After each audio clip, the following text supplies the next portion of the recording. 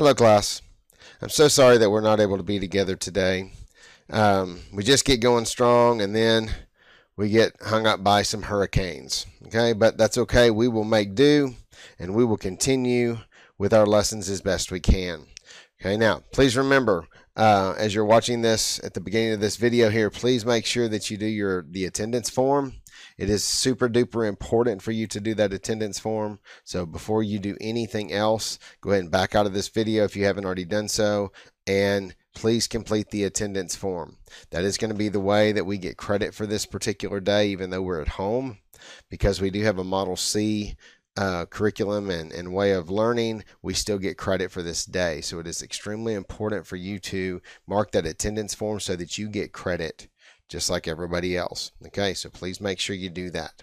Okay, so today what we're going to do, let me switch to the big screen so that you see it full screen. Today we're going to review our lesson from yesterday and then finish what we talked about. Okay, so that's why you still see on the screen Monday, August 24th, because this is the same as yesterday's lesson. Okay, so we're just going to finish it today. So if you remember correctly, we had a notebook page yesterday. Now, for this notebook page today, you can just continue on the one that you were working on yesterday. But what I would do in that, okay, yesterday, if you remember correctly, we wrote down the date and the objective. Right there underneath where our last line was, what I would do if I were you, and I would really like for you to do this, is go ahead and write 8/25/20, and then write OBJ. Okay, and this will be classify numbers day 2. And this kind of allows you a kind of a placeholder or a marker that tells you where we finished yesterday and started today. Okay, and then now we'll just finish our notes out and be ready for our assignment. So let me flip on down through a couple things real quick. Now, yesterday we talked about 5 of these number sets. So today we're going to talk about the last 3. And what's going to be really important is that we understand what real numbers are, and then we're going to be introduced to complex and imaginary. So yesterday we talked about natural numbers, which were our counting numbers, and we'll go over those in just a second. We had whole numbers, which added 1 number. We had the integers, which gave us our positive and negative numbers. You had rational numbers, which was any number that could be written as a fraction. And we talked about irrational numbers, which is any number that cannot be written as a fraction.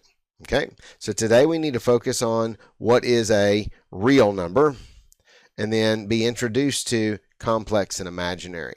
We're not going to do much with those, but I want you to be familiar with the fact that they exist. The assignment today will only be over the first 6 number sets. Okay, so if you remember, we talked about this picture yesterday where these numbers were basically just kind of inside each other, where we had natural numbers were inside the whole numbers, which was inside the integers, and so on and so forth. Okay, and I kind of equated that to the nesting dolls, the Chinese nesting dolls, or as a Christmas package that was just kind of, one box inside the other. Okay, and that's what these number sets really are. Okay, it's just one box inside the other. So let's go over the sets that we had real quick. Okay, so for those of you that were not here yesterday, I do need you to copy these down. So after each definition, you might want to pause the video and copy this down into your notes. These all need to be in your daily notebook. You will be tested over this next week. So we've got natural numbers, or what we call the counting numbers, and these are the numbers that are used for counting. If you remember correctly, we counted on our fingers yesterday, 1, 2, 3, 4, and so on, and those were our counting numbers. Now there was one number missing in this number set, and that was the number 0, and that came about with whole numbers. Okay, so the whole numbers were the natural numbers, or the counting numbers, plus 0. So when we talk about whole numbers, we only add one number. We add a 0 to it. Okay, and then we had the set of integers, and the integers were all the whole numbers and their opposites. So that means the whole numbers were from 0 on, going out to the right, and those are all our positive numbers except for 0. 0 is not positive. So when we talk about opposites, we're talking about the direction or the distance away from 0. So this positive 3 right here is 3 spaces to the right of 0. Well, the opposite of that would be 3 spaces to the left of 0. So the opposite of positive 3 is negative 3, or the opposite of negative 3 is positive 3. Opposite just means on the other side of 0, whichever side that happens to be on. Okay? And then we talked about rational numbers, and we found out that rational numbers were nothing but numbers that could be written as a fraction.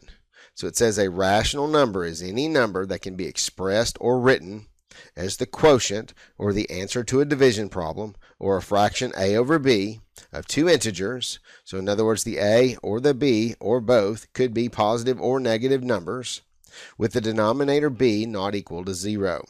So since b may be equal to 1, every integer is considered a rational number.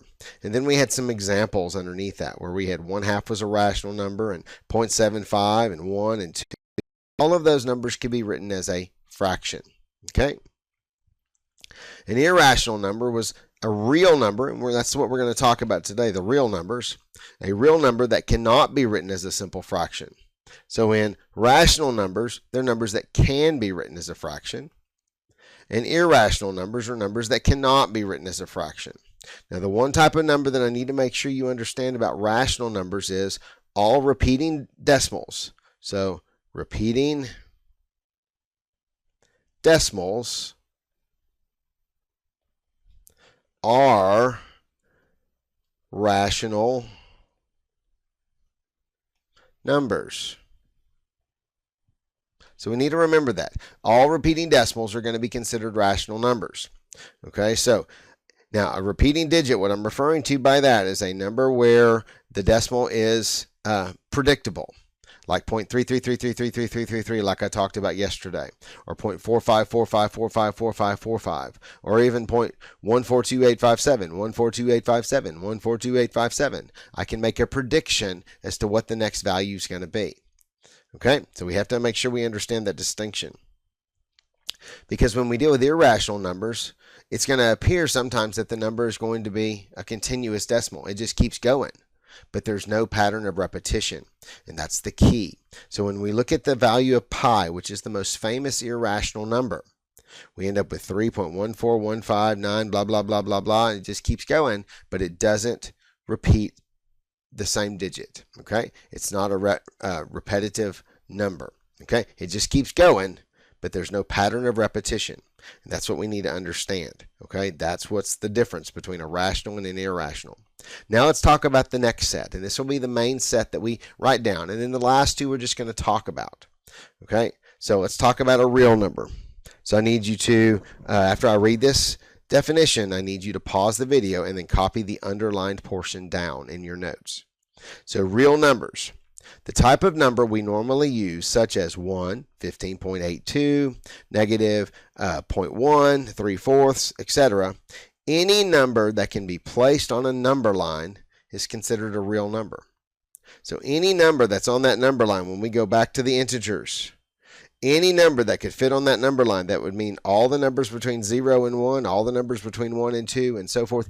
Any number that could be put on that number line would be considered a real number. So any number that can be placed on a number line, it could be positive or negative, large or small, whole number or decimal number, all are real numbers. They're also called real numbers because they are not imaginary numbers. They are real, and we'll get to the imaginary numbers in just a second.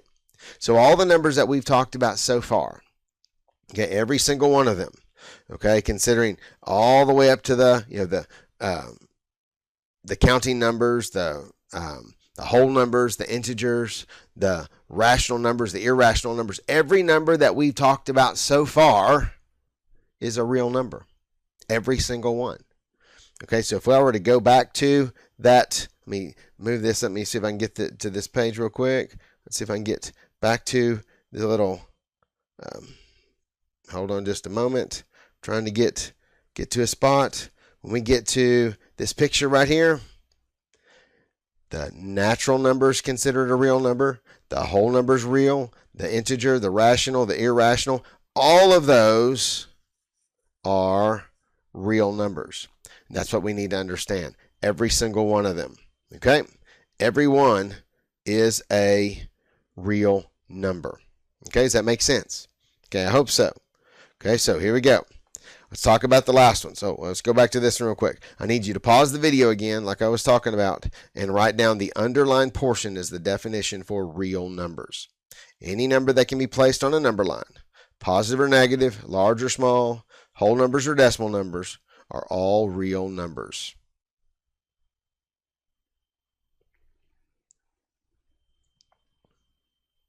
Okay, now that you're back, let's talk about the last two.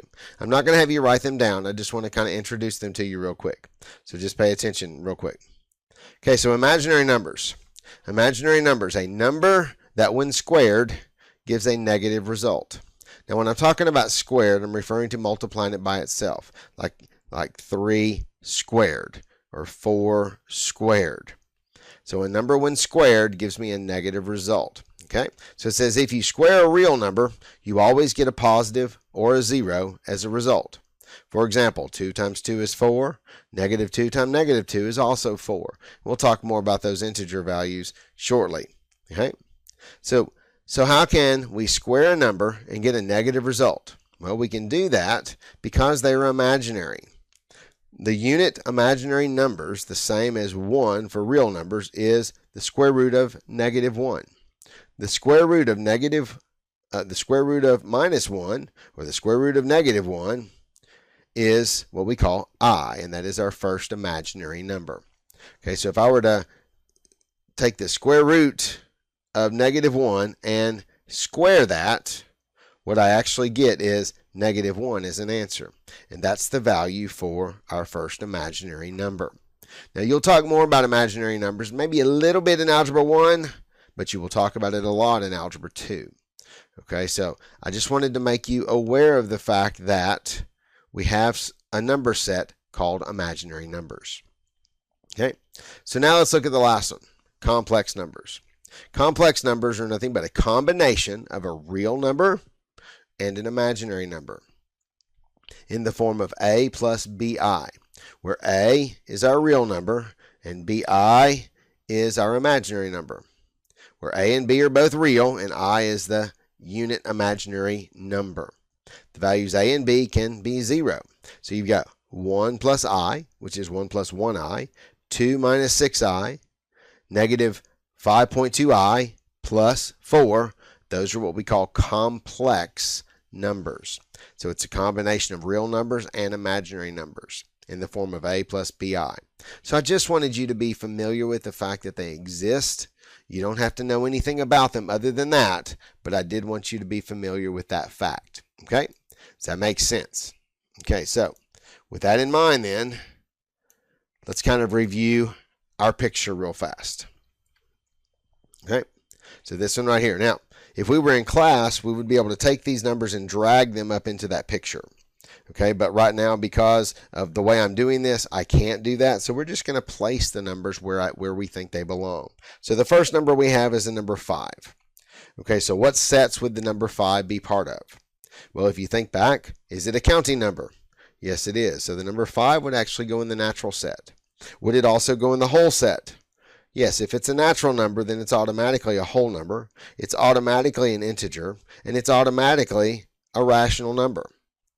Now, it's not going to be irrational if it's rational. We got to remember that it's either rational or it's irrational, but it can't be both.